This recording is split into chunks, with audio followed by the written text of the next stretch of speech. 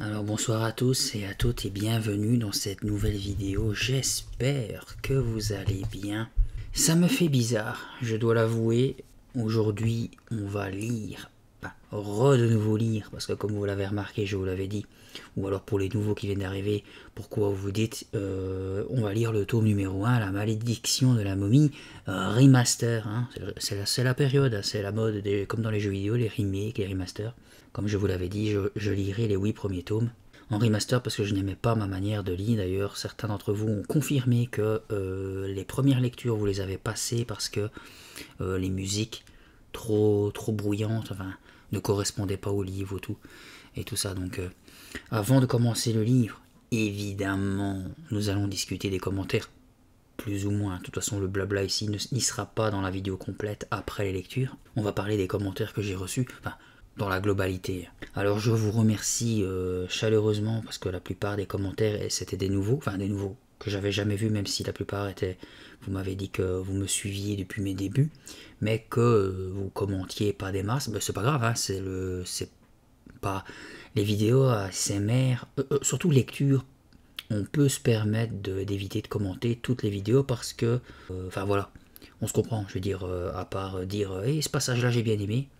Ouais, ça me fait toujours plaisir de vous lire, hein, mais je veux dire, on se comprend, c'est pas comme une vidéo d'un gros youtubeur qui fait des grosses vidéos gaming ou humoristiques, et là on peut dire, ouais, ce passage-là, ce passage-là, ce passage-là. Mais merci d'avoir participé au conseil, hein, je vais dire. Dans la grosse globalité, vous êtes vous êtes vraiment nombreux à me dire de continuer les bruitages parce que ça aide à l'immersion. Mais je vais essayer de les peaufiner. Je vais essayer de faire en sorte qu'ils s'entendent sans trop s'entendre, on va dire, parce que la plupart d'entre vous m'ont dit que les lectures vous aidaient à vous endormir, mais que certains bruitages vous réveillaient. Alors ça, c'est pas l'eau. En plus, je préfère préciser aussi que quand moi je travaille sur mon montage, ben, c'est avec mon casque qui est assez, on va dire, performant, son 3D, 7.1, tout ça. Donc voilà, moi je sais pas de votre côté avec quoi vous écoutez, écouteurs, enfin petit écouteur, gros casque, haut-parleur, enfin vous voyez, chaque son n'est pas le même.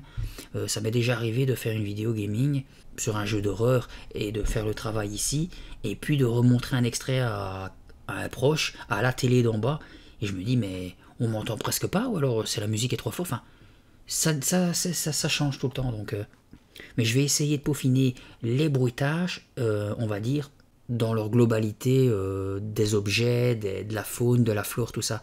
Par contre, vous êtes pratiquement tous du même avis sur les humains. Les rires, les cris, comme je vous l'avais dit, c'était bof. À force, c'est bof. Donc, comme je vous l'ai dit sur Internet, il m'est impossible, on dirait, de trouver des trucs en rapport avec des adolescents, ou des bébés ou des adultes. Donc, tout ça, je vais enlever parce que, comme vous l'avez dit, on sait facilement le deviner. Les tout-sautements, les cris, les rires, les éternuements, les sifflements, enfin, ça, je vais plus mettre. Tout ce qui concerne l'humain, je vais plus mettre. Mais par contre, tout ce qui est, on va dire, autre, je vais essayer de travailler ça. Il y en a même un qui m'a demandé de mettre des images, même un ou deux d'ailleurs, mais ça, les images, faut laisser tomber les gars, parce que sinon je sors une vidéo tous les 2 mois.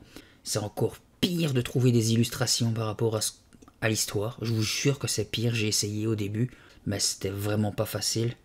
Comme on me l'avait conseillé, je vais essayer de trouver de meilleurs bruits d'ambiance, de fond sonore, plage, vent, pluie, feu, enfin voilà quoi, ça en rapport avec le livre. Et évidemment, je vais faire en sorte de pas trop prendre de temps parce que les 8 premiers tomes, vous les connaissez, mais vous allez les entendre, on va dire les réentendre sous un autre jour. Et quand les livres seront globalisés, finis, je vais les condenser en une seule et unique histoire sans les blabla. Donc, comme ça, après, ben, je vais pouvoir mettre à chaque fois chaque grosse lecture sur mon Spotify. Enfin, je dis mon Spotify, je galère pour créer mon truc, mais on verra. Donc, re-bienvenue pour la toute première lecture encore de La malédiction de la momie remastered. J'espère que ça vous plaira, j'espère que ça vous rappellera encore des souvenirs. Installez-vous confortablement, je vous souhaite une bonne écoute. Je regardais la grande pyramide et j'avais soif. C'était peut-être à cause de tout ce sable. Il paraissait s'étendre à l'infini, jaune et brûlant, sous un ciel d'un bleu métallique. Je donnai un petit coup de coude à maman. « Maman, j'ai soif. »« Pas maintenant, me dit-elle. » La main en visière pour protéger ses yeux de l'éclat du soleil, elle contemplait le majestueux monument. « Pas maintenant ? Mais c'était maintenant que j'avais soif. » Quelqu'un me bouscula par derrière et s'excusa dans une langue étrangère. Je ne m'étais jamais imaginé que quand je verrais la Grande Pyramide, il y aurait tant de touristes. Ma parole, la moitié de la population mondiale avait décidé de passer les vacances de Noël en Égypte, cette année-là. Je ne voulais pas avoir l'air de geindre, mais ma gorge était de plus en plus sèche. J'insistais. « Maman, je t'assure que je crève de soif. »« Il n'y a rien à boire dans les parages, répondit-elle sans quitter la pyramide des yeux. Cesse de jouer les bébés, s'il te plaît, Gabriel. Tu as 12 ans, ne l'oublie pas. On peut avoir 12 ans et être complètement déshydraté, marmonnai-je. C'est tout ce sable qui se balade dans l'air. J'ai du mal à respirer. Concentre-toi sur la pyramide, me conseilla maman, irritée. C'est pour ça qu'on est venu ici, pas pour se désaltérer. Mais j'étouffe, m'écriai-je en m'étreignant la gorge. Bon, d'accord, je n'étouffais pas. J'exagérais un peu pour attirer son attention. En vain. Elle se contenta de rabaisser le bord de son chapeau de paille et continua de contempler béatement la pyramide qui miroitait sous le soleil. Je résolus alors de tenter ma chance de côté de mon père. Selon son habitude, il parcourait fiévreusement la pile de guides touristiques qui l'emportent partout. Je crois qu'il n'avait pas encore jeté un coup d'œil autour de lui. Il rate la plupart des choses parce qu'il a toujours le nez plongé dans un livre.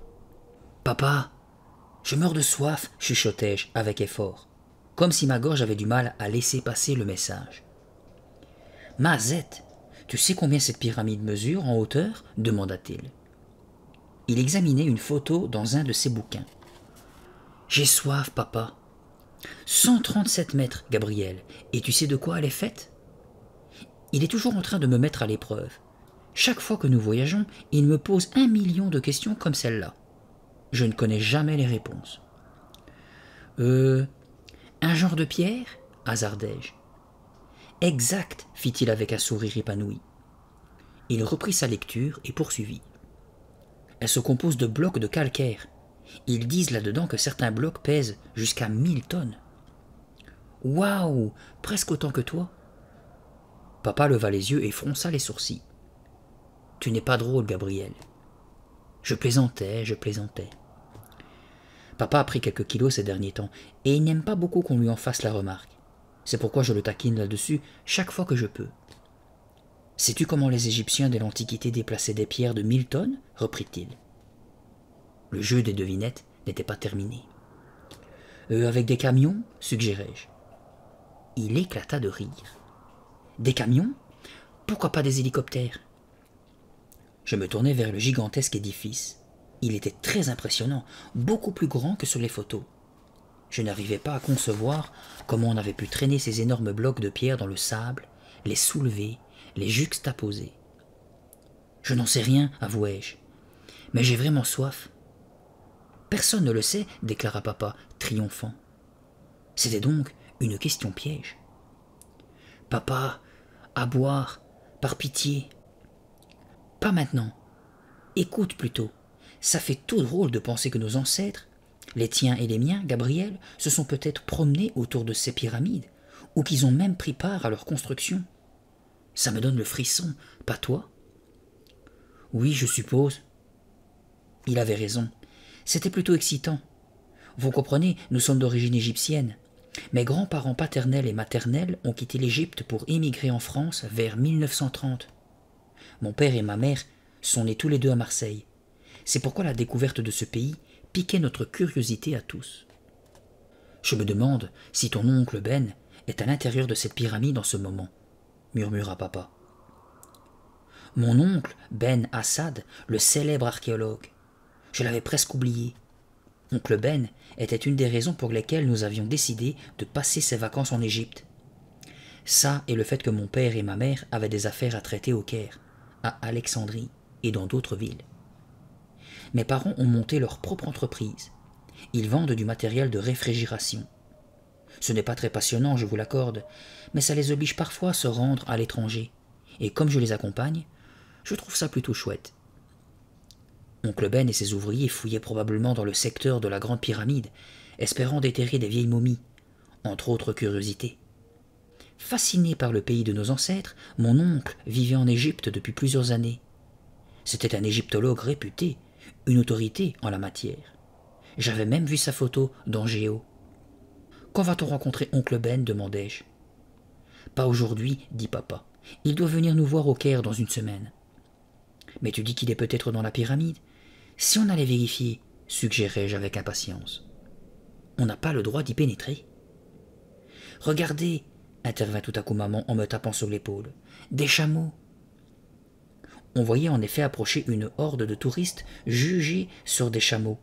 Ballottés dans tous les sens, ils avaient l'air très mal à l'aise. En arrivant, les chameaux s'affalèrent dans le sable et l'un d'eux fut pris d'une quinte de toux. Sans doute avait-il la gorge sèche, comme moi. Les touristes se laissèrent glisser au sol avec un soulagement évident. « Tu as vu tous ces chameaux » me répéta maman, ravie. « Je ne suis pas aveugle » rétorquai-je. Je commençais à être de mauvaise humeur à force d'avoir soif. D'ailleurs, qu'est-ce qu'ils avaient de si extraordinaire, ces chameaux ? Ils étaient à moitié pelés et dégageaient l'odeur de mes chaussettes de gym après une partie de basket. Maman me dévisagea. « Quel est ton problème ?»« Je te l'ai dit 100 fois, articulai-je en m'efforçant de me maîtriser. J'ai soif. »« Oh, Gabriel, je t'en prie. » Elle me lança un regard excédé, puis haussa les épaules et se détourna. Papa avait rangé ses guides touristiques dans son sac de reporter. À présent, il promenait une paire de jumelles sur le décor. « Papa, demandai-je, tu crois qu'oncle Ben nous fera entrer dans cette pyramide ? Ce serait super. »« Non, Gabriel, je ne le crois pas. Il faut une autorisation spéciale, nous n'allons pas l'embêter avec ça. » Je ne pus cacher ma déception. J'avais rêvé de m'aventurer dans les souterrains de l'édifice en compagnie de mon oncle, de découvrir des momies et des trésors, de me battre contre des Égyptiens de l'Antiquité qui seraient revenus à la vie pour défendre leur tombe sacrée, et de leur échapper au terme d'une poursuite effrénée, tout comme Indiana Jones. « Tu devrais te contenter de l'admirer de l'extérieur, reprit papa en pointant ses jumelles vers le ciel. « Je l'ai déjà suffisamment admiré, dis-je d'un ton lugubre. Est-ce qu'on pourrait enfin aller boire quelque chose maintenant ?» J'étais loin de me douter que quelques jours plus tard, papa et maman seraient partis et que je me perdrais pour de bon dans les profondeurs de cette grande pyramide qui attirait tous les regards, que je resterais piégé à l'intérieur, emprisonné à l'intérieur, probablement à jamais. Papa nous ramena au Caire dans la petite voiture de location qu'il avait dénichée à l'aéroport. Le trajet n'était pas long, mais il me parut durer une éternité. La voiture ressemblait à une caisse à savon, en moins confortable. Ma tête heurtait le plafond à chaque ornière du chemin. J'avais emporté mon Game Boy, mais maman voulait que je regarde le Nil, d'où nous suivions la berge. Il était très large et très sombre. « Tu es sans doute le seul de ta classe à pouvoir contempler le Nil en ce moment, » me rappela-t-elle. Le vent tiède jouait dans ses cheveux.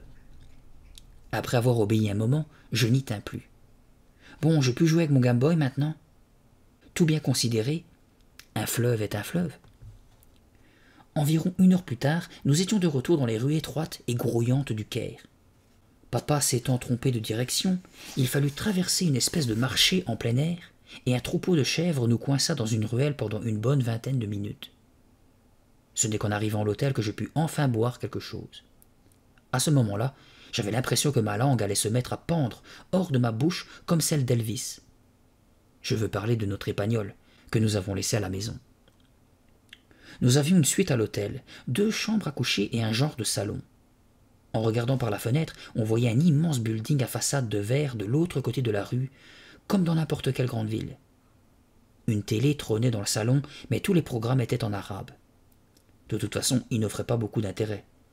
Des nouvelles, la plupart du temps. Nous étions en train de choisir l'endroit où nous irions dîner quand le téléphone sonna. Papa alla prendre la communication dans sa chambre. Quelques minutes plus tard, il appela maman, et je les entendis échanger des propos à voix basse. Ils sortirent de la chambre, l'air préoccupé. Ma première supposition fut que ma grand-mère avait appelé pour dire qu'il était arrivé quelque chose à Elvis. « Que se passe-t-il » demandai-je. « Qui a téléphoné ?»« Ton papa et moi, nous sommes obligés de nous rendre à Alexandrie tout de suite, » m'annonça maman en s'asseyant à mes côtés sur le canapé du salon. « Hein ? Alexandrie ? Je croyais que le voyage était prévu pour la fin de la semaine prochaine. »« Les affaires, » expliqua papa. « Un client important insiste pour nous rencontrer demain matin. »« Nous avons un avion dans 1 heure, » reprit maman. « Mais je ne tiens pas à y aller, » m'écriai-je en bondissant sur mes pieds. « Je veux rester au Caire et voir oncle Ben. Je veux visiter les pyramides avec lui. Vous me l'aviez promis. » Il s'ensuivit une discussion animée. Ils essayèrent de me convaincre qu'on pouvait faire des tas de choses intéressantes à Alexandrie, mais je ne voulais rien savoir. Finalement, maman eut une idée. Elle disparut dans la chambre et je l'entendis passer un appel téléphonique. Quand elle ressortit, elle avait le sourire aux lèvres. « Je viens de parler à oncle Ben, » déclara-t-elle. J'en eus le souffle coupé. « Waouh ! Ils ont le téléphone dans sa pyramide ?»« Mais non, j'ai réussi à le joindre dans le petit appartement qu'il habite à Gizeh. Il dit qu'il peut s'occuper de toi si tu veux, pendant que papa et moi nous serons à Alexandrie. » Quoi ? Je n'en croyais pas mes oreilles. En tout cas, ça promettait d'être intéressant. Oncle Ben est le type le plus décontracté que je connaisse. Parfois j'ai même du mal à croire que c'est le frère de maman. « À toi de choisir, Gabriel, » poursuivit-elle. « Ou tu nous accompagnes, ou tu restes avec oncle Ben jusqu'à notre retour. » Je n'eus pas besoin d'hésiter plus d'un dixième de seconde pour affirmer « Je reste avec oncle Ben. » Il y a juste un petit détail qui pourrait t'amener à réfléchir, dit maman qui semblait soudain amusée. Tant pis pour le détail, je choisis oncle Ben. Sari est ici. Elle est venue passer les vacances de Noël en Égypte, elle aussi. Burk. Je m'affalai en gémissant sur le canapé et me mis à le marteler de coups de poing. Sari est la fille d'oncle Ben, mon unique cousine, une petite mijaurée qui a le même âge que moi. Oncle Ben l'a mise en pension en France pendant qu'il travaille en Égypte. D'accord, elle est vraiment jolie et drôlement astucieuse. Le problème, c'est qu'elle le sait. La dernière fois que je l'ai vue, c'était aux vacances de Pâques, je crois. Elle ne cessait de me battre aux jeux vidéo et elle en tirait une satisfaction écœurante. Sari adore la compétition, mais il faut toujours qu'elle soit la première et la meilleure en tout. « Arrête de massacrer ce canapé, » me gronda maman. Elle me prit par le bras et me remit debout. « Est-ce que ça veut dire que tu as changé d'avis » demanda papa. « Tu viens avec nous » Je m'accordai un instant de réflexion. « Non, je reste avec oncle Ben. »« Et tu ne te disputeras pas avec Sari » reprit-il. « C'est elle qui me provoque tout le temps. » Papa haussa les épaules et se tourna vers maman. « C'est bon, dépêchons-nous de boucler nos valises. » Tandis qu'ils s'affairaient dans leur chambre, j'allumai la télé et regardais un genre de roue de la fortune en arabe. Les participants éclataient de rire à tout bout de champ sans que je puisse comprendre pourquoi. Dépité, je l'éteignis. Un moment plus tard, maman et papa réapparurent, traînant leurs valises. « Je te parie qu'on va rater l'avion, » marmonna papa. Maman s'approcha de moi et me caressa les cheveux. « Ton oncle Ben sera là dans 1 heure environ, Gabriel. Ça ne t'ennuie pas de rester seul une petite heure, n'est-ce pas ?» J'admets que ce n'était pas une réponse, mais sa question m'avait surpris. Je comprenais tout à coup que mes propres parents allaient m'abandonner dans un grand hôtel étranger, au milieu d'une ville peuplée de gens dont je ne connaissais même pas la langue. Comment pouvaient-ils me faire une chose pareille ? « Pas de problème, affirmai-je. Tout ira bien. Je regarderai la télé. »« Ben est déjà en route avec Sari, » poursuivit maman, d'un ton rassurant. « Et j'ai téléphoné à la réception.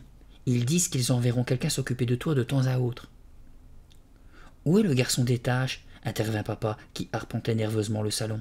« Je l'ai sonné il y a 10 minutes au moins. » Maman m'embrassa sur le front et me pinça la joue. Pour une raison obscure, elle croit que j'aime ça. « Tu ne bouges pas, Gabriel, d'accord ? Tu attends sagement ton oncle sans mettre le nez dehors. Je ne veux surtout pas que tu quittes cette chambre. »« Je ne bougerai pas, promis-je. Je resterai collé sur ce canapé. Je n'irai même pas aux toilettes. » Maman secoua la tête. « Tu ne peux donc pas être sérieux une minute, Gabriel ?» On entendit frapper à la porte. Le garçon d'étage, un vieil homme courbé en deux qui paraissait à peine capable de soulever un oreiller de plume, se présentait pour prendre les valises.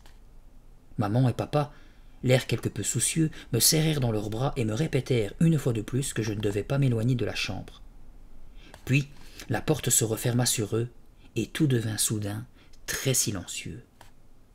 Je rallumai la télé pour entendre un peu de bruit. La roue de la fortune avait cédé la place à un homme en complet blanc qui déversait un flot de nouvelles en arabe. « Je n'ai pas peur, dis-je à voix haute. Mais j'avais la gorge un peu nouée. J'allais regarder par la fenêtre. Le soleil commençait à se coucher. L'ombre du gratte-ciel d'en face envahissait la rue et se projetait sur l'hôtel. J'avalais la dernière goutte de mon Coca-Cola. Il n'avait plus de goût. Mon estomac gargouilla. Je me rendis compte que j'avais faim. La pendule marquait 7h30. J'aurais bien voulu voir arriver oncle Ben et Sari. Je n'avais pas peur, j'étais seulement un peu nerveux. Je me mis à faire les 100 pas dans le salon, assailli par d'horribles pensées. Et s'ils se trompaient d'hôtel et ne me trouvaient pas? S'ils avaient un terrible accident de voiture et mouraient tous les deux? Je risquais de me retrouver seul au Caire pendant des jours et des jours. On peut trouver ça idiot, je sais, mais c'est le genre de choses qui vous passe par la tête quand vous êtes seul dans un lieu étranger, à attendre que quelqu'un vienne vous chercher. Je m'aperçus que j'avais sorti mon talisman de la poche de mon jean et que je le tripotais inconsciemment. C'était une main de momie, petite comme celle d'un enfant et enveloppée de fines bandelettes de gaze brune. Je l'avais achetée dans une brocante quelques années plus tôt et je la gardais toujours sur moi en guise de porte-bonheur. Le garçon qui me l'avait vendue prétendait que c'était un talisman utilisé autrefois pour invoquer les mauvais esprits, ou quelque chose de ce genre. Ça ne m'inquiétait pas. Pour 20 francs, je pensais que l'affaire valait vraiment le coup. Et quel objet extraordinaire à trouver dans une brocante! Je parcourus le salon en jonglant avec. La télé m'ennuyait, je l'éteignis. Et ce fut de nouveau le silence. Où donc étaient oncle Ben et Sari? Ils auraient dû arriver depuis longtemps. Je commençai à penser que j'avais fait le mauvais choix et à regretter de ne pas avoir accompagné papa et maman à Alexandrie. C'est alors que j'entendis un léger bruit de pas dans le couloir de l'hôtel. Enfin! Je m'arrêtai pour écouter de toutes mes oreilles, le regard fixé sur la porte. Il faisait plutôt sombre dans la pièce, mais je vis la poignée tourner. Curieux, me dis-je, oncle Ben aurait d'abord frappé. La porte s'entrebâilla avec un craquement. « Hé !» criai-je, mais le mot s'étrangla dans ma gorge. La porte continua de s'ouvrir lentement et je restai figé sur place, incapable d'émettre un son. Sur le seuil se dressait une grande silhouette ténébreuse. J'étouffai un cri. La silhouette s'avança dans la pièce d'une démarche maladroite et pesante, et je pus la distinguer un peu mieux. C'était une momie. Une momie qui dardait sur moi ses yeux noirs, du fond de 2 cavités découpées dans ses vieilles bandelettes poussiéreuses. Elle tituba dans ma direction, les bras tendus comme pour m'attraper. J'ouvris la bouche pour hurler, mais rien n'en sortit. Je reculai d'un pas, puis d'un autre. Sans m'en apercevoir, j'avais brandi ma petite main de momie comme pour maintenir l'intrus à distance. Tandis que l'effrayante apparition continuait de s'approcher de moi, mon regard plongea dans le sombre éclat de ses yeux. Et je l'ai reconnu aussitôt. « Oncle Ben !» hurlai-je. Furieux, je lui jetai la main de momie au visage. Elle heurta ses bandelettes et rebondit sur le sol. Mon oncle s'affala en arrière contre le mur en partant d'un grand rire sonore. Et je vis la tête de Sari apparaître dans l'encadrement de la porte. Elle riait aussi. Tous deux avaient l'air de trouver la situation désopilante, mais mon cœur battait si fort qu'il menaçait d'éclater. « Ce n'était pas drôle !» m'écriai-je en serrant les poings de colère. Je respirai profondément à plusieurs reprises pour tenter de me calmer. « Je t'avais dit qu'il aurait la trouille, papa !» commenta Sari en pénétrant dans la pièce avec un sourire moqueur. Oncle Ben riait si fort que les larmes lui vinrent aux yeux. C'était un colosse aux larges épaules, et son rire ébranlait les murs. « Je ne t'ai quand même pas fait peur à ce point, Gabriel ?» me demanda-t-il entre 2 hoquets. Bien sûr que non, je savais que c'était toi. Je t'ai reconnu tout de suite. En tout cas, tu paraissais drôlement secoué, insista Sari. Je ne voulais pas gâcher votre plaisir, rétorquai-je. Mon cœur bondissait encore dans ma poitrine. Si tu avais pu voir ta tête, s'écria oncle Ben. Il se tapa sur la cuisse et le rire le secoua de nouveau.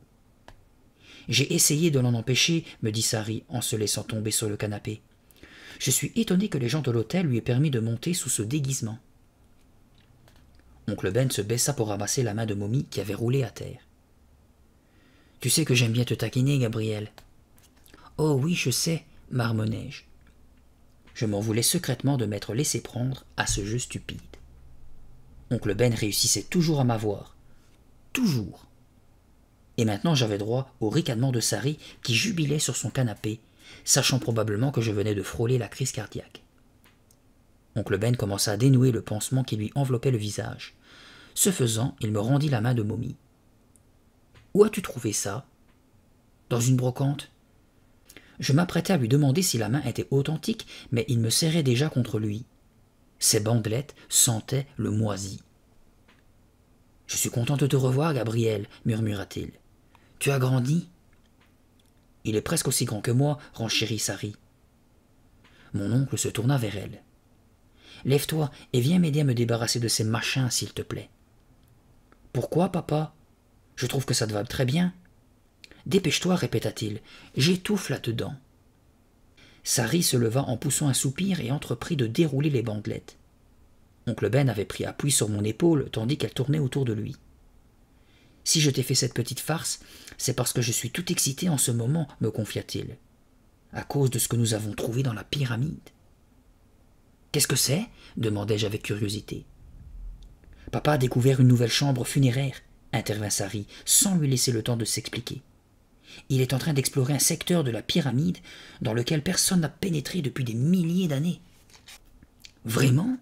C'est fabuleux !»« Attends d'être sur place et tu verras, » gloussa oncle Ben.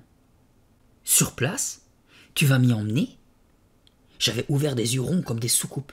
Je n'arrivais pas à croire à ma chance. J'allais m'aventurer dans la grande pyramide, en visiter une partie qu'aucun être humain n'avait profanée. « Je n'ai pas le choix, maugréa oncle Ben, puisque je dois m'occuper de vous deux. »« Il y a des momies ?» demandai-je. « On verra de vraies momies, oncle Ben ?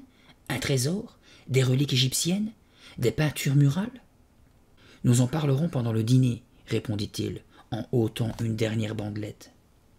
Sous les kilomètres de gaz, il portait une chemise de sport à carreaux et un informe pantalon de toile kaki. « Tu fais la course avec moi jusqu'à la réception ?» me lança Sari. Et elle bondit hors de la pièce en me bousculant sans ménagement, histoire de prendre une bonne avance. La salle de restaurant de l'hôtel était décorée de lotus peints sur les murs, et il y avait ça et là des palmiers miniatures plantés dans des pots. Sari et moi étions assis en face de mon oncle. Le maître d'hôtel nous tendit une longue carte écrite en arabe, en anglais et en français. « Écoute ça, Gabriel, » me dit Sari. Elle se mit à lire à voix haute tous les mots arabes. Quelle prétentieuse! Un serveur en veste blanche nous apporta une espèce de pain plat dans une corbeille d'osier. Je commandai du poulet et des frites, et Sari m'imita. Plus tard, tandis que nous dînions, oncle Ben nous expliqua plus en détail ce qu'il avait découvert dans la pyramide. « Comme vous devez le savoir, commença-t-il en rompant un morceau de pain, la pyramide a été bâtie vers 2500 avant Jésus-Christ, sous le règne du pharaon Khéops. C'était la plus grande construction de l'époque. À votre avis, quelle peut être sa hauteur ?» Sari secoua la tête. « Je n'en ai pas la moindre idée, bafouilla-t-elle, la bouche pleine. »« Moi, je sais, dis-je en souriant. 137 mètres. »« En plein dans le mille, s'exclama oncle Ben, visiblement impressionné. Sari me lança un regard surpris. « Autant pour toi, ma vieille, pensai-je. Et merci au guide de mon père. » La pyramide était une tombe royale, poursuivit oncle Ben.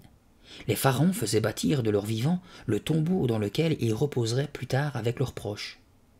Khéops voulait que le sien soit réellement énorme, afin de bien cacher sa chambre funéraire à l'intérieur. Les souverains égyptiens redoutaient les pilleurs de tombes. Il n'ignorait pas que des voleurs chercheraient à récupérer les bijoux et autres trésors qu'on enterrait à côté de leurs propriétaires. C'est pourquoi ils aménageaient dans leurs tombeaux des dizaines de galeries traversant diverses chambres. Ce labyrinthe avait pour but de semer la confusion dans l'esprit des voleurs et de les empêcher de trouver la véritable chambre funéraire. « Gabriel, passe-moi la moutarde, s'il te plaît, » interrompit Sari, qui semblait n'écouter qu'à moitié. Je m'exécutais, bouche bée, sans quitter oncle Ben des yeux. « Sari a déjà entendu tout ça, » reprit-il avec un petit sourire. Quoi qu'il en soit, nous autres archéologues pensions avoir fouillé toutes les galeries de cette pyramide. Mais il y a quelques jours, mes ouvriers sont tombés sur un tunnel qui ne figure sur aucun de nos plans. Un tunnel que personne n'a encore exploré. Et nous croyons qu'il pourrait nous mener à la chambre funéraire du pharaon Khéops lui-même. « Extraordinaire !» m'écriai-je. « Et nous serons là, Sari et moi, quand tu vas découvrir cette chambre ?» Oncle Ben se mit à rire. « Ça m'étonnerait, Gabriel. Il nous faudra peut-être des années de fouilles minutieuses pour y accéder. Mais je vous emmènerai voir ce tunnel demain. Comme ça, vous pourrez dire à vos amis que vous avez pénétré à l'intérieur de la pyramide de Khéops. » « Je l'ai déjà fait, » se vanta Sari. Elle se tourna vers moi et ajouta. « C'est tout noir, tu risques d'avoir peur. »« Jamais de la vie, » rétorquai-je. Oncle Ben et Sari passèrent la nuit avec moi à l'hôtel, dans la suite de mes parents. Je mis des heures à m'endormir à cause de mon excitation. Je me voyais découvrir des momies et des coffres remplis d'objets merveilleux. Oncle Ben nous réveilla très tôt le lendemain matin, et nous nous rendîmes en voiture à Gizeh, près du site des pyramides. L'air était déjà brûlant, le soleil semblait suspendu au-dessus du désert comme un ballon orange. « La voilà !» annonça Sari en montrant quelque chose du doigt. Et j'aperçus la grande pyramide qui pointait son sommet vers le ciel, émergeant du sable jaune. Oncle Ben tendit un laissez-passer par la vitre ouverte à un garde en uniforme et alla se garer à l'ombre du gigantesque monument, à côté de plusieurs autres véhicules. En sortant de la voiture, j'avais le cœur battant. Mon regard parcourut les énormes blocs de pierre de la pyramide, usés par le temps. Elle est âgée de plus de 4000 ans, pensai-je. Je vais pénétrer dans quelque chose qui a été construit il y a des siècles et des siècles. « Ton lacet est dénoué, » me dit Sari en pointant le doigt sur mes tennis. On pouvait compter sur elle pour vous ramener sur terre. Je mis un genou dans le sable et attachai mon lacet. Je ne sais pas pourquoi, le gauche se défait toujours. « Les ouvriers sont déjà à l'intérieur, » annonça oncle Ben. « Tâchez de rester ensemble, d'accord, et ne vous éloignez pas de moi. Les galeries forment un véritable labyrinthe. On s'y perd très facilement. »« Pas de problème, » répondis-je. Mais ma voix était un peu tendue par la nervosité. « Ne t'inquiète pas, papa, » intervint Sari. « Je surveillerai Gabriel. » Quelle prétentieuse. Elle avait à peine 2 mois de plus que moi, et elle se croyait obligée de jouer les baby-sitters. Oncle Ben nous remit à chacun une torche électrique. « Allumez-la en entrant, » nous ordonna-t-il. Puis il ajouta en me regardant. « Gabriel, tu ne crois pas au mauvais esprit, j'espère. » Ne sachant que répondre, je secouai la tête. « Parfait, » dit-il en souriant. « Parce qu'un de mes hommes prétend qu'en pénétrant dans ce tunnel, nous avons violé une antique loi égyptienne et ranimé une espèce de malédiction. » Sari le poussa gentiment vers l'entrée. « Nous n'avons pas peur, affirma-t-elle. « Allons-y, papa. » Quelques secondes plus tard, nous franchissions une petite ouverture carrée découpée dans la pierre. Courbé en deux, je suivis mon oncle et Sari le long d'une galerie étroite qui descendait en pente douce. Oncle Ben menait la marche, projetant devant lui le halo lumineux de sa torche. Le sol était lisse et sablonneux. L'air était frais et humide. « Les parois des galeries sont en calcaire », nous informa mon oncle en s'arrêtant un instant pour palper le plafond bas.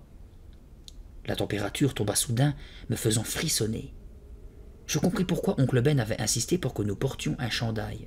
« Si tu as peur, nous pouvons rebrousser chemin, » dit Sari. « Je n'ai pas peur, » m'empressai-je de protester. Le tunnel se terminait abruptement. Un pan de mur jaune pâle se dressait devant nous. Oncle Ben braqua sa torche électrique sur un trou noir à nos pieds. D'accord, nous allons descendre, annonça-t-il. Il se laissa tomber à genoux en poussant un grognement et se tourna vers moi. Il n'y a pas d'escalier qui mène à ce nouveau tunnel. Mes ouvriers ont installé une échelle de corde. Prends ton temps.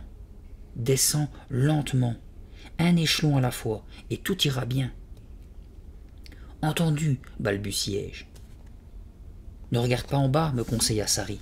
Tu risquerais d'avoir le vertige et de tomber. Merci pour les conseils, répondis-je. Si tu permets, j'y vais le premier. J'en avais assez de ces airs supérieurs. Je passais devant elle, bien décidé à lui montrer que j'étais courageux, moi aussi. Mais mon oncle m'arrêta du geste. « Non, laisse-moi descendre d'abord. Ensuite, j'éclairerai l'échelle pour t'aider. » Avec un autre grognement, il se glissa dans le trou en se démenant, gêné par la largeur de ses épaules. Sa tête disparut. Je me penchai pour le regarder descendre. L'échelle de corde n'était pas stable. Elle tanguait sous son poids tandis qu'il progressait d'échelon en échelon. « Ce que c'est profond, murmurai-je. » Sari ne répondit pas. À la lueur de la torche, je vis qu'elle se mordillait la lèvre avec une expression inquiète. Elle était donc nerveuse, elle aussi. Cela me remonta le moral. « Ça y est, j'y suis. À toi, Gabriel, me cria oncle Ben d'une voix caverneuse. Je balançai mes jambes dans le trou et mes pieds se posèrent sur un échelon de corde. J'adressai un sourire à Sari. « À bientôt !» J'empoignai les montants de l'échelle, commençai à descendre, et un cri m'échappa. « Aïe !» Les montants rugueux m'avaient blessé les mains. La douleur me fit lâcher prise. Avant même de comprendre ce qui m'arrivait, je dégringolais dans le noir. Vive comme l'éclair, deux mains me rattrapèrent de justesse par les poignets. « Tiens bon !» me cria Sari. J'agrippais de nouveau les montants de l'échelle de corde et je fermais les yeux, attendant que mon cœur cesse de s'agiter comme un fou. « Oh !» réussis-je à articuler. « Je t'ai sauvé la vie, » dit Sari en toute simplicité. J'ouvris les yeux. Son visage était penché sur le mien. « Merci, » murmurai-je avec gratitude. « De rien. » Un petit rire de soulagement lui échappa. Pourquoi n'était-ce pas moi qui lui avais sauvé la vie, me demandai-je, furieux. Pourquoi n'avais-je jamais l'occasion d'être le grand héros? Que se passe-t-il, Gabriel? Cria oncle Ben. L'écho de sa voix sonore se répercutait dans les ténèbres. Le faible halo lumineux de sa torche électrique dansait sur les parois de calcaire. Rien de grave, répondis-je. Je me suis un peu fait mal aux mains, c'est tout. Prends ton temps, me suggéra-t-il patiemment. Une marche à la fois, d'accord? Oui, oui. Ma respiration était redevenue normale. Je descendis sans me presser le long de l'échelle en prenant soin de ne pas glisser cette fois. Un instant plus tard, nous étions réunis tous les trois dans la galerie, chacun braquant sa torche devant soi. « Suivez-moi, dit oncle Ben, et ne vous éloignez pas. » Nos tennis crissaient sur le sol sablonneux. Je repérai l'ouverture d'une deuxième galerie sur ma droite, puis celle d'une autre encore sur ma gauche. Songez que l'air que nous respirons était enfermé ici depuis 4000 ans, observa mon oncle. Ça se sent, chuchotai-je à Sari, qui se mit à rire. Il régnait en effet dans l'atmosphère une vieille odeur de poussière, un peu comme dans un grenier. Au bout d'un moment, la galerie parut s'élargir. Sa pente devint plus accentuée. « Nous nous enfonçons davantage sous terre, reprit oncle Ben. Vous n'avez pas l'impression de dévaler une colline? Oui, c'est vrai, approuvai-je. Hier, j'ai exploré une des galeries latérales avec papa, me confia Sari. Nous avons trouvé un sarcophage dans une chambre minuscule. Un beau sarcophage, en parfait état. Est-ce qu'il y avait une momie à l'intérieur? Demandai-je, tout excité. Je mourais d'envie de voir une momie. Le musée de ma ville n'en possédait qu'une. J'avais passé ma vie à la contempler et à l'étudier. Non, il était vide, répondit Sari. J'allais lui faire part de ma déception quand je m'aperçus que le lacet de ma chaussure gauche venait encore de me lâcher. « Attends, Sari, juste une seconde, dis-je en me baissant pour le rattacher. La galerie se divisait brusquement en deux. Oncle Ben nous entraîna dans celle de gauche. un tunnel si étroit qu'il nous obligeait à courber l'échine jusqu'à ce que l'on arrive enfin dans une chambre spacieuse et haute de plafond. En émergeant, je m'étirais, les bras levés. C'était merveilleux de ne plus avoir à se ratatiner. Je regardais la vaste pièce autour de moi. Plusieurs personnes s'activaient sur la paroi du fond qu'elles étaient en train de dégager à l'aide d'outils spéciaux. Des projecteurs puissants reliés à un générateur éclairaient le champ des opérations. Oncle Ben nous présenta au groupe. Il y avait 4 ouvriers, 2 hommes et 2 femmes. Un autre individu se tenait légèrement à l'écart, un carnet de croquis à la main. C'était un Égyptien, vêtu de blanc des pieds à la tête, à l'exception d'un mince foulard rouge autour du cou. Il avait des cheveux très noirs, tirés en arrière et attachés sur la nuque en queue de cheval. Il nous dévisagea, Sari et moi, mais ne s'approcha pas. Il semblait nous étudier à distance. Mon oncle lui fit un petit signe. « Ahmed, vous avez rencontré ma fille hier. Voici maintenant mon neveu, Gabriel. » Ahmed se contenta de hocher la tête sans nous adresser le moindre sourire. « Ahmed est délégué par l'université, » m'expliqua oncle Ben à voix basse. « Il a demandé la permission d'observer nos travaux, et j'ai donné mon accord. Il parle peu, mais si vous le lancez sur les vieilles malédictions égyptiennes, il devient intarissable. C'est lui qui n'arrête pas de me répéter que nous courons un danger mortel. » Ahmed hocha de nouveau la tête et ne fit pas de commentaire. Il me regarda avec insistance un bon moment. Bizarre ce type, pensai-je. Je me demandais s'il accepterait de me raconter des histoires de malédiction et de mauvais esprits. J'étais sûr d'aimer ça. Oncle Ben se tourna vers ses ouvriers. « Alors, ça avance ?» interrogea-t-il. « Je crois que nous sommes près du but » répondit un jeune rouquin qui portait un jean délavé et une chemise bleue. « fit oncle Ben en se passant la main dans les cheveux. « Et si nous nous trompions? La galerie que nous cherchons pourrait très bien se trouver de ce côté-là. » Il montrait la paroi à droite. « Non, Ben, je suis certaine que nous brûlons, » intervint une jeune femme au visage maculé de poussière. « En attendant, j'ai quelque chose à vous montrer. » Elle l'emmena voir un grand monceau de pierres et autres débris. Il promena la lueur de sa torche sur ces vestiges, puis se pencha pour les examiner de plus près. « Très intéressant, Claire. » Ils entamèrent une longue discussion. Au bout d'un moment, 3 autres ouvriers entrèrent dans la chambre, armés de pelles et de pioches. L'un d'eux transportait une petite mallette de métal contenant une espèce d'appareil électronique. Cela ressemblait à un ordinateur portable. J'aurais voulu demander à oncle Ben ce que c'était, mais il continuait de discuter passionnément dans son coin avec la dénommée Claire. Je rejoignis Sari près de l'entrée de la chambre. Elle avait l'air de bouder. « Il nous a oubliés, » murmura-t-elle. J'acquiesçai d'un hochement de tête tout en baladant le faisceau de ma lampe sur le plafond craquelé. Sari poussa un soupir. « C'est toujours pareil. Dès qu'il retrouve ses ouvriers, il ne pense plus qu'à son travail. » N'empêche que nous sommes à l'intérieur d'une pyramide, dis-je pour lui changer les idées. C'est incroyable, non? Son visage s'éclaira. Du bout de sa chaussure, elle souleva un petit nuage de poussière. Ouais, regarde, de la poussière antique. Je m'empressais de l'imiter. Je me demande qui a posé le pied à cet endroit pour la dernière fois, il y a 4000 ans, murmurai-je, d'un ton rêveur. Peut-être une prêtresse égyptienne? Peut-être le pharaon en personne? Si nous faisions un peu d'exploration, me proposa tout à coup Sari. Hein? Ses yeux brillaient, une étrange expression se lisait sur son visage. Allez, Gaga, suis-moi, on va s'aventurer dans une de ces galeries. Ne m'appelle pas Gaga, protestai-je. Tu sais bien que je déteste ça. Désolé, s'excusa-t-elle avec un gloussement. Tu viens? On ne peut pas. Ton père a dit que nous ne devions pas nous éloigner. Je risquai un coup d'œil du côté d'oncle Ben.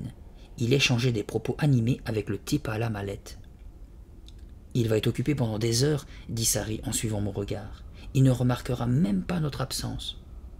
Mais, Sari, d'ailleurs tu vois bien qu'il ne veut pas nous avoir dans les pattes. Elle me prit par les épaules et poussa, m'obligeant à reculer vers l'entrée de la chambre. Sari! J'ai déjà fait ça hier, poursuivit-elle sans cesser de me pousser. On n'ira pas loin, tu ne risques pas de te perdre. Toutes les galeries rejoignent celles qui débouchent ici. Oncle Ben était à présent à genoux, s'entretenant avec un ouvrier qui donnait de légers coups de pioche à la base de la paroi. « Sari, nous n'avons pas la permission, dis-je. Lâche-moi !»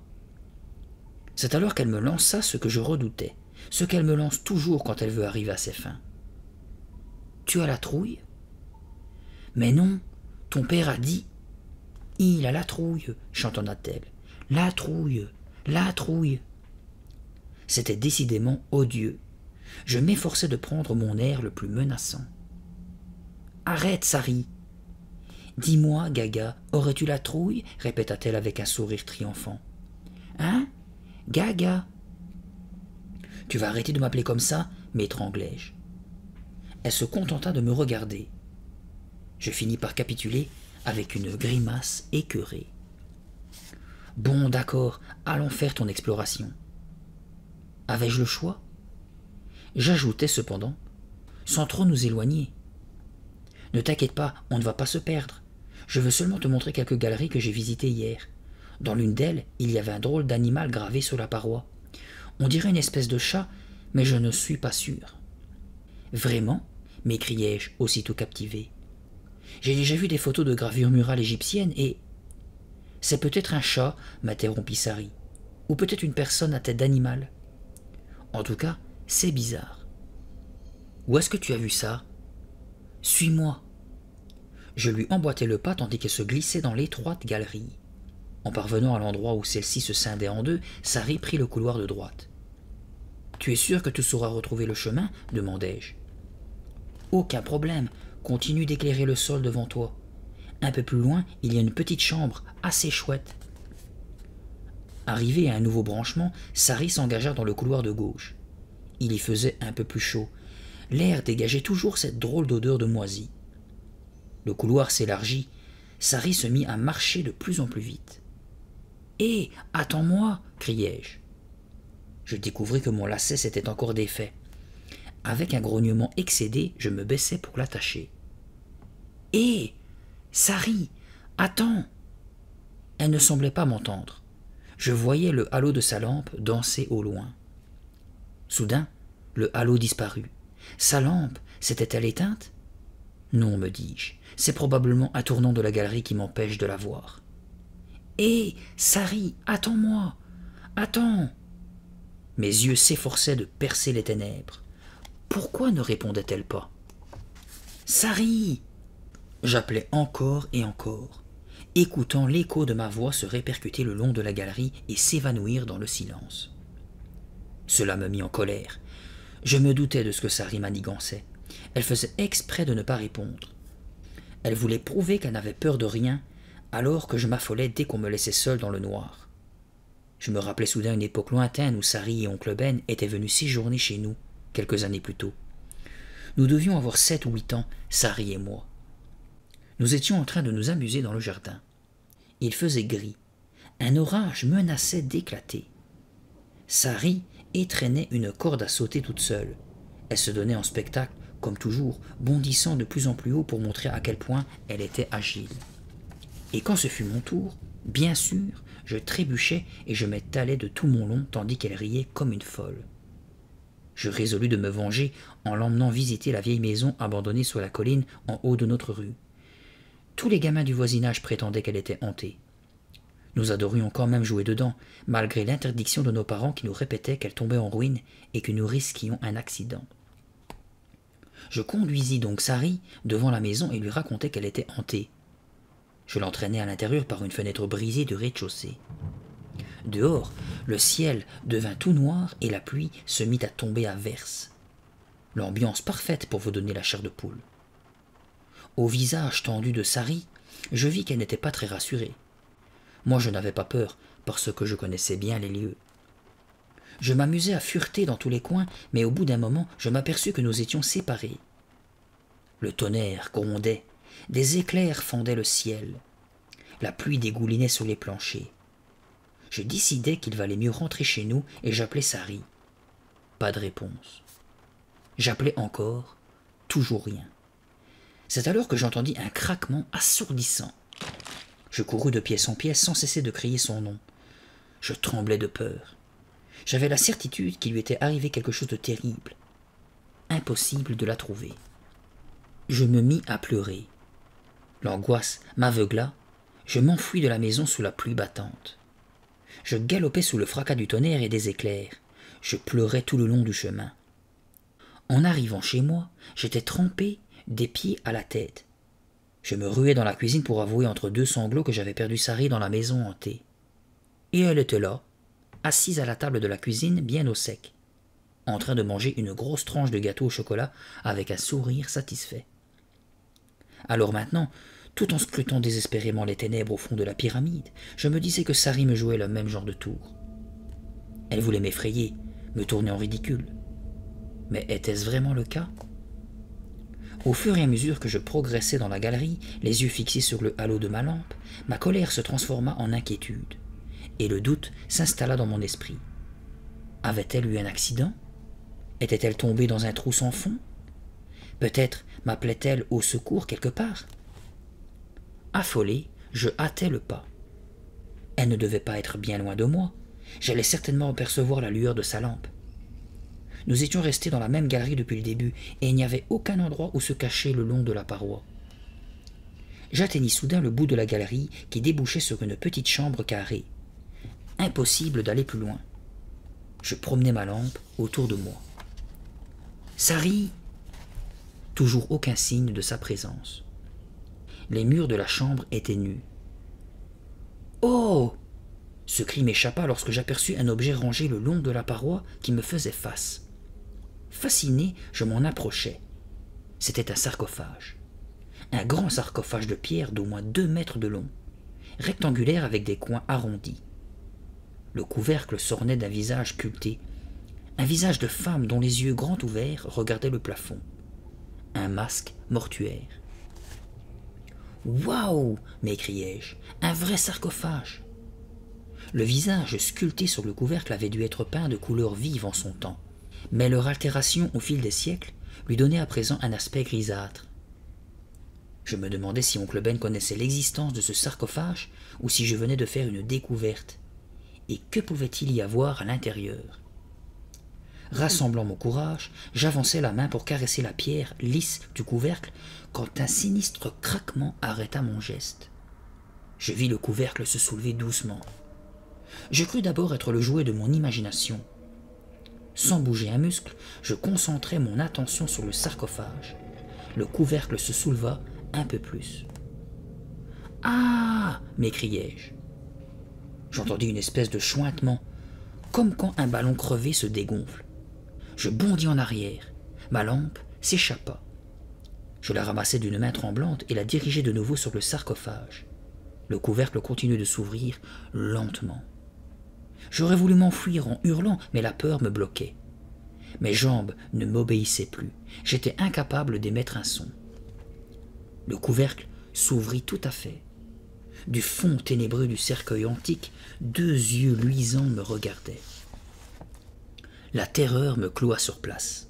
Un frisson me parcourut le dos. Les yeux qui me dévisageaient étaient froids, démoniaques, des yeux d'outre-tombe. Avant même de m'en rendre compte, je me mis à hurler. Comme dans un cauchemar, je vis une sombre silhouette émerger lentement du sarcophage et mettre pied à terre. « Sari !» Elle avait un grand sourire aux lèvres, une lueur moqueuse dans le regard. « Sari, ce n'est pas drôle !» braillai-je d'une voix suraiguë qui sembla rebondir sur les parois de la chambre. Mais à présent, elle riait tellement fort qu'elle ne pouvait pas m'entendre. Fou de colère, je cherchais autour de moi quelque chose à lui lancer à la tête et ne trouvais rien, pas même un galet. Je dus me contenter de la regarder d'un air féroce, la poitrine encore soulevée de frayeur. Je l'aurais volontiers assommée. Elle m'avait tourné en ridicule. Elle m'avait fait hurler de peur comme un bébé. « Si tu voyais ta tête !» s'exclama-t-elle quand elle eut fini de rire. « Dommage que je n'ai pas mon appareil photo. » J'étais trop furieux pour répondre. Je ne pus que grogner. J'avais sorti la petite main de momie de la poche de mon jean et je la triturais machinalement, comme toujours quand je suis contrarié. En général, ça m'aide à me calmer. « Je t'ai dit que j'avais trouvé un sarcophage vide hier, » me rappela Sari en repoussant les cheveux qui lui retombaient sur le visage. « Tu ne t'en souvenais donc pas? Je grognais de nouveau. Je me faisais l'effet d'un parfait imbécile. Je m'étais laissé prendre 2 fois de suite à une stupide histoire de momie. Je me jurais silencieusement de rendre à Sari la monnaie de sa pièce à n'importe quel prix. Soudain, j'entendis un bruit de pas provenant de la galerie. L'expression de Sari changea. Elle avait entendu aussi. Quelques secondes plus tard, oncle Ben fit irruption dans la petite chambre. Même dans la pénombre, sa mauvaise humeur me sauta tout de suite aux yeux. « Je croyais qu'on pouvait vous faire confiance, » tonna-t-il. « Papa, » commença Sari. « Je vous avais demandé de ne pas vous éloigner sans me prévenir, » interrompit-il vivement. « Vous ne savez donc pas que vous risquez de vous perdre? Vous perdre pour toujours ?»« Papa, » répéta Sari, « je voulais seulement montrer à Gabriel cette chambre que j'ai découverte hier. On allait revenir, je t'assure. » Mais il ignora cette explication. « Il y a des centaines de galeries, poursuivit-il. Beaucoup n'ont jamais été explorées. Personne n'a encore mis les pieds dans cette partie de la pyramide avant nous. Ce que vous venez de faire est très dangereux. Je vous interdis de vous balader comme ça. Et mon inquiétude, quand je me suis aperçu que vous n'étiez plus là, vous y avez pensé ?» Tout penaud, nous ne savions quoi répondre. « Filons maintenant, dit oncle Ben en entraînant Sari vers la sortie. Votre visite de la pyramide est finie pour aujourd'hui. » Je l'ai suivi dans la galerie. Je me sentais vraiment démoralisé. Non content de m'être laissé prendre à la stupide plaisanterie de cette chipie, j'avais provoqué la colère de mon oncle préféré. « Sari ne m'attire que des ennuis, pensai-je amèrement, depuis que nous sommes tout petits. » Nous retournâmes à l'hôtel du Caire pour y passer la nuit. Je battis Sari 2 fois de suite au Scrabble, mais cela ne me remonta pas le moral. Elle se plaignait tout le temps qu'elle n'avait que des voyelles, et que ce n'était pas juste. En fin de compte, je rangeai mon Scrabble et me mis à regarder la télé sans comprendre ce qui s'y passait. Cela me fit bientôt tomber de sommeil. Le lendemain matin, on nous monta le petit déjeuner dans la chambre. J'avais commandé des toasts grillés, mais ils étaient mous et insipides, et la première bouchée me resta en travers de la gorge. « Qu'est-ce qu'on va faire aujourd'hui » demanda Sari à oncle Ben, qui s'étirait et bâillait après avoir bu sa 2e tasse de café. « J'ai rendez-vous au musée du Caire, » répondit-il en jetant un coup d'œil sur sa montre. « C'est à 2 pas d'ici. Vous pourrez peut-être m'accompagner et vous promener dans le musée en m'attendant. » Puis il ajouta, « Le musée possède une belle collection de momies, Gabriel. Tu aimeras ça ?»« À moins qu'elles ne sortent de leur sarcophage, » observa Sari. Désopilant, je lui tirai la langue. Elle me lança sa boîte de cornflakes que je rattrapai au vol. « Quand est-ce que mes parents vont rentrer ?» demandai-je à oncle Ben. Je venais soudain de me rendre compte qu'il me manquait. Mon oncle ouvrit la bouche pour me répondre, mais le téléphone sonna, et il alla prendre la communication. Par la porte de la chambre, je vis son visage se charger d'inquiétude au fur et à mesure qu'il écoutait son interlocuteur. « Changement de programme, » nous annonça-t-il après avoir reposé le combiné. « Que se passe-t-il, papa » s'étonna Sari. « C'est curieux, » répondit-il en se grattant la tête. « 2 de mes ouvriers ont eu un malaise cette nuit. Ils sont atteints d'une mystérieuse maladie. On a dû les conduire à l'hôpital du Caire. » L'air préoccupé, il rassembla hâtivement quelques affaires et récupéra son cartable. « Il faut que j'aille les voir tout de suite, » expliqua-t-il. « Et nous, papa, qu'est-ce qu'on devient » interrogea Sari en me regardant. « Je ne serai absent qu'1 heure au plus, » lui répondit-il. « Attendez-moi ici, d'accord ?»« Dans la chambre ?» s'écria Sari comme s'il s'agissait d'une horrible punition. « Bon, vous pouvez descendre à la réception, si vous voulez, mais ne quittez pas l'hôtel. » Il enfila une saharienne, vérifia le contenu de son cartable et quitta les lieux. Nous nous retrouvions seuls et ne savions pas trop que faire. « Qu'est-ce que tu proposes » demandai-je au bout d'un moment. « D'ici quelques minutes, il va faire une chaleur épouvantable dans cette chambre. »« Alors il faut sortir » décida Sari en se levant. « Tu veux dire descendre à la réception ?»« Non, je veux dire sortir dehors. » Elle se dirigea vers le miroir du salon et se mit à brosser ses longs cheveux noirs. « Mais oncle Ben nous a... » commençai-je. « Nous n'irons pas loin, » m'interrompit-elle. « Si tu as peur, bien sûr, tu peux rester. » Je lui fis une grimace dans le dos. Je ne pense pas qu'elle s'en aperçut.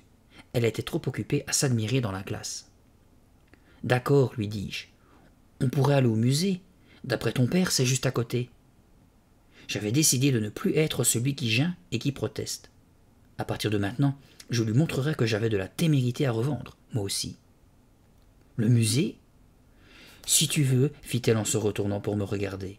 « Après tout, nous avons 12 ans, nous ne sommes plus des bébés, nous pouvons aller où bon nous semble. »« C'est sûr, affirmai-je. Je vais laisser un mot à oncle Ben pour le rassurer, au cas où il rentrerait avant nous. » Je saisis un bout de papier et un crayon sur le bureau. « Si tu as peur, Gaga, nous pouvons nous contenter de faire le tour du pâté de maison, reprit-elle d'une voix moqueuse. Elle me dévisageait, attendant ma réaction. « Ne dis pas de bêtises, répliquai-je. Nous allons au musée. Sauf si c'est toi qui as peur. »« Ne dis pas de bêtises, minauda-t-elle en s'efforçant de m'imiter. »« Et ne m'appelle pas Gaga, ajoutai-je. »« Gaga, Gaga, Gaga, répéta-t-elle, juste pour m'ennuyer. Je laissai un message bien en évidence, et quelques instants plus tard, dans le hall de l'hôtel, je demandai à la jeune réceptionniste le chemin du musée. Il fallait tourner à droite en sortant et continuer de marcher pendant 300 mètres environ. Nous ne pouvions pas le manquer. En émergeant sous le soleil, Sari parut hésiter. « Tu te sens vraiment le courage d'y aller ?»« Et comment ?» répondis-je. « Nous ne risquons rien. Que pourrait-il nous arriver ?»